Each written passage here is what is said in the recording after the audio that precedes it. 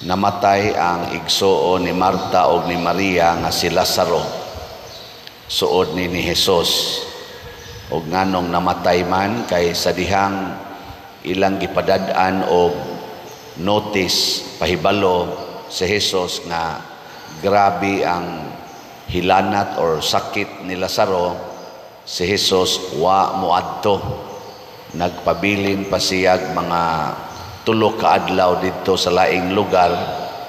Nya pag-adto niya, 4 na kaadlaw si Lazaro nga gilubong. Mao ning naghilak si Marta. Kamo okay ra ninyo mamatay inyong igsuon? Ha? Okay ra? Di man mo mutingog. Inyong igsuon ba okay ra niyog mamatay? Or inyong anak mamatay okay ra dili? Unsa man mo mga patay mo di man mo mutingog. Kamong mga asawa okay ra niyog mamatay inyong bana? Ha?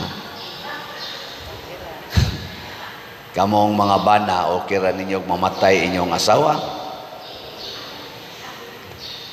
Aw kamo mga parishioner, okay ra ninyo mamatay ning nagwali ron.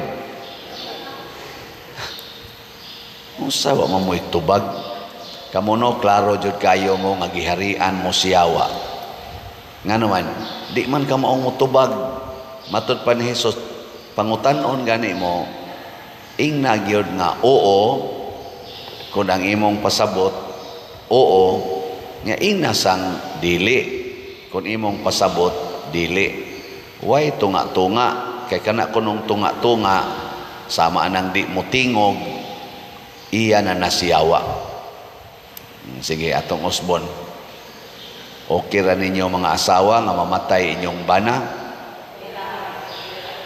Mayaw na uban ni okay ra. Kamong mga bana okay ra ninyo mamatay inyong asawa? Dugay nang okay pa der. Okay ra ninyo mamatay ming mga pari?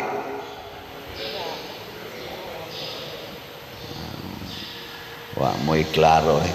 Kamong mga anak, okay ra ninyo mamatay inyong ginikanan? Ha? Ay lagi magtubag og silence lagi. Ingna gyud oo o dili. Sige, okay ra ninyo mamatay inyong ginikanan? Bahala mo diya basta nitubag mo. Ang kahimtang sa kamatayon para nato mao nang muratag mahadlok kay ending naman gud siya. Murag para nato ba ending na, tapos na. Pero si Hesus niingon siya ni Marta, mabanhaw ang imong igsuon. Nya ningon des Marta, sa katapusan sa panahon. Ingon si Jesus, ako man mao'y pagkabanhaw. Niya naman ko, ako ang pagkabanhaw o ang kinabuhi. Nya mituo ka ba niini? Nya ningon des Marta pag-ending, mituo ko. Siguro gyud ko nga sa pagsulti ni Marta nga mituo ko, na-relieved dayon siya. Kay kana manggong pagkabanhaw, mas nindot na kaysa atong unang kinabuhi, kanirong kinabuhi ng atong gamit. Mas nindot ang pagkabanhaw. Ngano man, inikabanhaw na nato, di nata masakit, din ata maguol, din asad ta mamatay. Kanindot ana no? Nya kanang kinabuhi nga nabanhaw, maora nang kinabuhi kining ato rong gida. Kana ba kanang imong kinabuhi diya? Nya din alang ang nakalahi lang karon masakitan pa man ka, simba ka karon, nindot kayo imong feeling, igabot nimo sa inyo, tiksan dayon ka nga naikabit imong bana, hilak man ka. Di ba? Sakitan ka or naikabit imong asawa. Ako, wali ko diri, lipay kayo ko, naidaghang tao pero gamay ra day kolekta iguman. Mag-uol dayon ana. Baligya kog slat, wa say mamalit, agi-agi lang. Murag mag-uol ta dinis kalibutan ba? Na ng mga sitwasyon na sige tag pa healthy bisag unsa nalay atong buhaton, bisag unsa nalay atong gamiton para lang yun ma-healthy, nya ma-stroke ra gyapon ka, ma-cancer ra gyapon, no? Ma-kidney failure lang gyapon. Bisag unsaon nimo gasto, dialysis, patay lang gyapon. Ano ba? Mao na dinis kalibutan. Mga estudyante, siging tuon, hagbong lang yapos board exam. Di ba? Na ano'y way tuon-tuon, sige lag inom, ni pasar na hinoon. Usahay, makaingon ta mo raman, unfair. Ana, dinhinas kalibutan, pero inikabanhaw na, wa na ditoy kasakit, wa na'y sakit, o wa na'y kamatayon. Biling nga imong tupad, yung na-excited na kang mabanhaw. Yung na ba? Yung na-excited kang mabanhaw. Nga no, mura mamugmahadlok sa pagkabanhaw. Nga mo mo ito'y mas nindot. Wa nato matuman ang gisulti sa first reading. Unsa may gisulti sa first reading? Unsay gisgutan sa unang pagbasa, unang sulat ni San Juan, kung kita maghigugmaay, nakaila kita sa Dios, ug ang Dios ania kanato, kay ang Dios gugmaman. Kinsa tong naghigugmaay, anaa sa Dios. Di ba? Nganong hadlok man ta? Kay wa man ta mahigugma sa usag-usag. Ang atong gihigugma, ang ato mang kaugalingon, ato mang suwayan og preserve ang atong kaugalingon. Nya tungod niya ng maong attitude nga atong i-preserve ang atong kaugalingon, hadlok tang mawa ang atong gi-preserve. Mo na ingos Kristo, kamo nga naningkamot aron mabuhi para sa inyong kaugalingon, kawad-an hinoon mo niini. Unsa may gusto ni Kristo, maghigugmaay. Unsa may image sa nahigugma? Ang nahigugma malimot nas iyang kaugalingon. Maubitan na naidaghang nga buntis. Nganong nabuntis man ingon, nalimot ko sa akong kaugalingon. Di ba? Mao na mga drama-drama sa una kanagong mga handumanan sa kaawit, nagkuyog mi niya paghuman, nalimot mi sa among kaugalingon. Naanod mi sa sug sa among mga pagbati. Humanda yun, suka-suka da yun. Maurasa na. Kay nahigugma man. Bisan sa tawhanon nga level, og mahigugma ka, malimot yung kas imong kaugalingon. Sama ng inahan, nahigugma siyang bagong na tao nga anak. Nya gikan siya sa trabaho, pag-abot niya, purti niyang kapuya. Nya ang iyang anak, nagsigig sakit. Unsa may buhaton sa inahan, matug lang, o muatiman sa anak. Kung nahigugma ang inahan sa iyang anak, di na siya makalimot na siya nga wa pa day siya pahuway, makalimot gani na siya nga duna pa siya obligasyon ikaugma, iya ginang atimanon ang iyang anak. Ana magiubang ginikanan, mo resign sa trabaho kay iya yung fokusan ang iyang anak. Limtan bang kaugalingon? Pero kana mga ginikanan nga way gugmas anak, biya-biyaan lang anak, biya-biyaan ay ilingay mong tupad yung na di ka mo biya nako, yung na di ba ka mo biya nako, awa yung ka nga magdi ko mo biya nga di man ta kaubas balay, di man ta ang pasabot anang dili ta mo biya, kanabang dili ta mo hinanaw, dili ta mo hinanaw sa kahimtang sa atong igsoon. Di ta magsigig secured sa atong kaugalingon. Kung dili tan-aw nato unsay nahitabo sa atong palibot ug unsay atong mabuhat alang nila, dili kay unsay ilang mabuhat para nato. Mabitan na rong gubot kay nang atong mga leaders sa nasod, labi na dinhi sa or leader sa kalibutan, or leader labi na gyud dinhi sa atong nasod, ang ato mga politicians, apil na sad ming mga pari. Kay ngano man, ang among gihuna-huna, kaming mga leaders, kasagaran, ang among kaugalingon. Muna rong porting grabiha, kana lang rong baha tungod atong Karina. Nganong dako kay damage ang baha?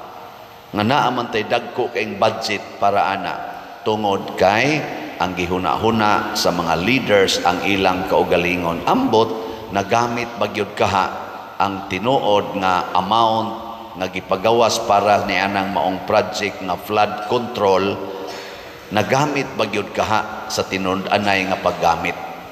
Ang kuyaw og tuag gisud sa bulsa sa mga nag-release, gibahin-bahin nila, unya ang niabot sa project, imbis unta to 10 meters ang height sa tawag kanang iali, kanang riprap. Nahimo na lang 5 meters. O di pag-abot sa baha, lapas.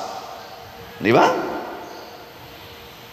Imbis class A ang masa sa simento aron ligon, class C na. Gian lag tubig daghan, malusno rasad. Kay dali ra kayong sudlos tubig. Kay gikaon man sa mga buaya ang budget para sa ilang kaugalingon. Common kay na dinis ato. Apil na sad mi anang mga pare. Ana. Ay mo kabalakang pulo sad mi mga buaya usahay. Ang kolekta ari ra gyud kutob sa bulsas pare. Di gyud kaabot sa mga proyekto sa simbahan o sa mga kabos sa simbahan. Mo na ilisod kayo. Okay. Laing lingi sa imong tupad. Ing naapil ko sa imong budget. Ing na ba? Naapil ko sa imong budget, sa imong kinabuhi. Oy, daghan kay nato. Ako ra gyud. Mabutan na din sige kong baligyag slots. Nga naman, aron pagpahinomdom ninyo nga iapil unta nato sa atong budget ang dako nga katilingban, ang atong mga kaigsuonan. Kami sa mga pari, mausa na'y amo. Dili man kay magsigi ramig tan-aw ng kolekta ana. No, gahapon diri nag-mission appeal sila si Father Amador Bakutot, Paris Priest sa Ronda tungod sa ilang pagbutang o kisami sa ilang simbahan kay 10 years na wa gyud kisami. Kita dinhi dako sa kaitag mga obligasyon, pero sa ato sang paningkamot nga nanghatag tagahapon, mura pa ganitog na alkansi gamay kay nag-uwan man pagkahapon. Ang tulo na to kamisa sobra katunga, wa na may nanunga, pero nakadawat pagid sila, nakada pagid sila mga 203,000. Di ba? So atong pakpakan, lipay kaayo sila na nilakaw nga nagdag 203,000 gikan diri nato. Lisod na kayo na usa ka adlaw makadawa kag 203,000 para sa project gikan sa atong hinay-hinay hog dito sa atong special collection. Di man na nako tawgon og second collection, wa man ta na dinhi anang second collection, ang ato special love offering. Special love offering.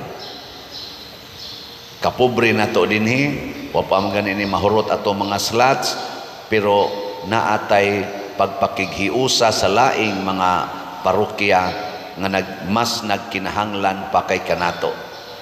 Kana nindot kay nang expression kun ingon ana patanan mga Filipinos dinhi sa atong nasod, atong mga politicians ug mga kaparian, mga leader, mga pastors, leader sa lain-laing mga grupo, naa anang huna-hunaa nga para gyud sa kaayuhan sa tanan, di ta magsigig away oy, di ta magsigig lalis anang panahon sa eleksyon, di ta magpinatyanay panahos eleksyon. No, ana kinahanglan pa ginang magsigi taglalis para lang pag-alagad sa atong isig katao. Mabutan akong giingon, kinahanglan pa ginang awayan ang pag-alagad sa atong katilingban. Ay baha sa Manila ay aw ngadto sa Luzon, kinahanglan pa ta mag-away aron pag-ayo anang mga balay karon dihang nangaigo anang lunok, mag-away pa gyud ang mga politicians, way mga batasan, di ba? Saman. Mao na ang pagkabanhaw di ay bunga sa paghigugma ay ma-excited ratas pagkabanhaw kung kita niining kinabuhia naghigugma ay sa tinud-anay nga paghigugma kanabang malimot kas imong kaugalingon aron mo higugma kas imong silingan. Unsa titubag nato sa Salmo?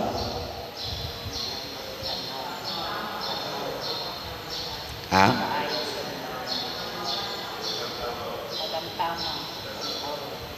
Magkay kumuto na yung giyaw-yaw kay murag wa may klaro. Tagamtama og tan-awa ang kaayo sa Ginoo. Asa nato makita, asa nato matagamtam sa mga taong naghigugmaay. Sige, katapusang lingi sa imong tupad. Ingna patilaw ako sa imong gugma bi.